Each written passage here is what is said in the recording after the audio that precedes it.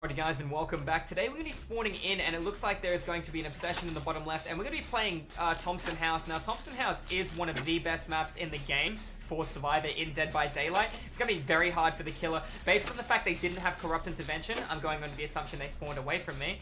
I'm going to believe that this guy has Ruin, and it looks like he doesn't have Ruin, so maybe he did have Corrupt and spawned in the middle of the map. We're not 100% sure. What I am 100% sure of is this generator will take me 80 seconds to do. I'm alone. Looks like I'm going to have some action by the killer already, which is nice. It's going to be a clown. I got a teammate here. Oh, you stayed a little late, darling. He's going to step that window. No, he's not. I'm going to just go... Ooh. That's an interesting play. He used an early bottle and she camped the pallet and gave him the God pallet. That's going to really hurt us. Keeping these pallets available is what's going to allow us to win this game.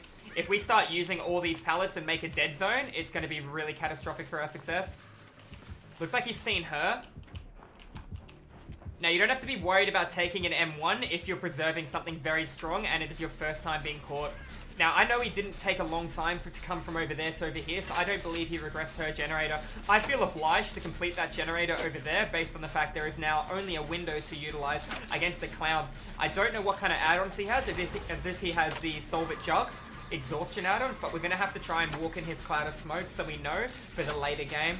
He might also have Flask of Bleach for a 5% movement speed hinder. We are not 100% sure. What we do know is one of my teammates has completed a generator through the map. The time it took him to do the generator tells me there was one person on that. That means there is one person on my team who is still MIA and missing. So we don't know what they're doing. What we do know is this killer doesn't have Corrupt. This killer doesn't have Ruin. Therefore, this killer highly likely has Pop. And that guy has Kindred. So we got one guy crouch walking. Both guys doing crouch walking. And it looks like they're both going to run in for the save rather than one splitting towards the generator. This is very bad for us. I know he has Pop. I'm going to just go towards the window. I expect him to just regress the gen. Ooh, he didn't regress the gen. I kind of want to play that loop, but at the same time, I'm going to just keep going, see if I can force him to try and cut me off, which is exactly what he's doing. He's going back to regress that generator now, and then he's going to come through the board. He's obviously lost where I went, and I'm going to go back in and complete that corner generator.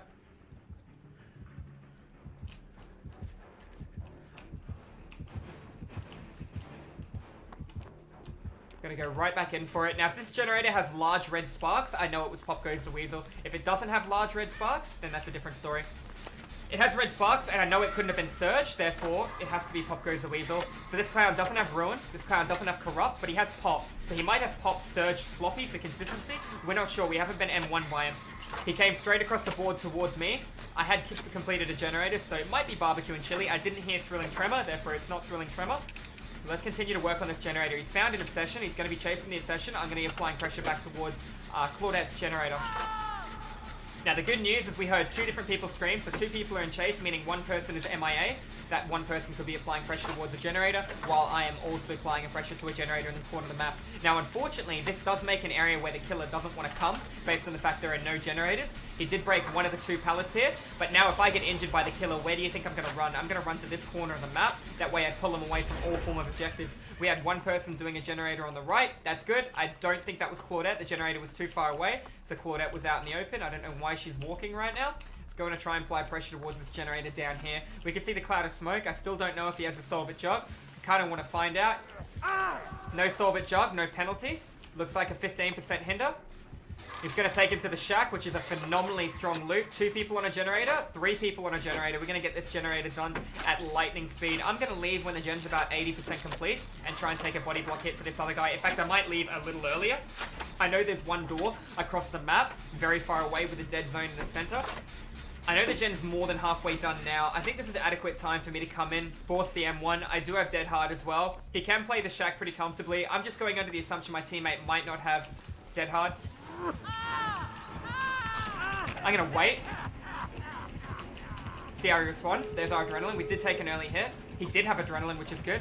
He's going to take spacing between it. He has to play to the pallet or he's going to take a hit in the back. Onto the flashlight blind. That felt like brutal strength, if I'm going to be completely honest. He sees two people. We got the door on our left. We got a really strong loop here too. Looks like he has the perk Blood Favor. I'm going to wait for this. I'm going to go now. Sidestep back around. See how he responds. Gonna go right back through. He's chasing him. I'll apply pressure towards the door. He took an M1, but he didn't give the pallet. None of the other two guys are on this door, so I'm guessing that... Oh, we got one coming in now. That's fine. He's got a bit to loop with here.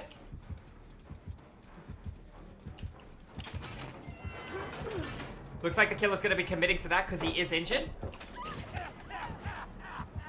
He doesn't have time to chase me here, and I can make this loop if I need to. He does have brutal strength, however.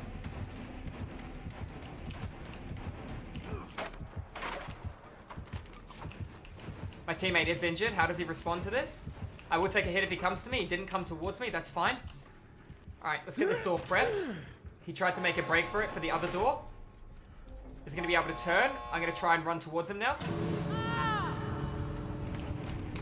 Made sure we got in the way. Yell, get down, Mr. President! And that is a body block of the century. Anyways, guys, GG's well played. If you're watching this educational, informative, rank 1 survivor game, just showing you how strong survivors can be when they do coordinate and work together as a group. Make sure you hit that subscribe button. We were there when the president needed us. Once again, guys, thank you all for watching, and I will see you guys in the fog in the next video. If you like the channel, make sure you hit that subscribe button because it does help out a hell of a lot. If you guys want to tune into the live streams, I do stream DBD over at Twitch 5 days a week. Once again, guys, thank you all for watching. That was a GeoQ Swift, and I'll see you guys in the fog in the next video. Have a good one.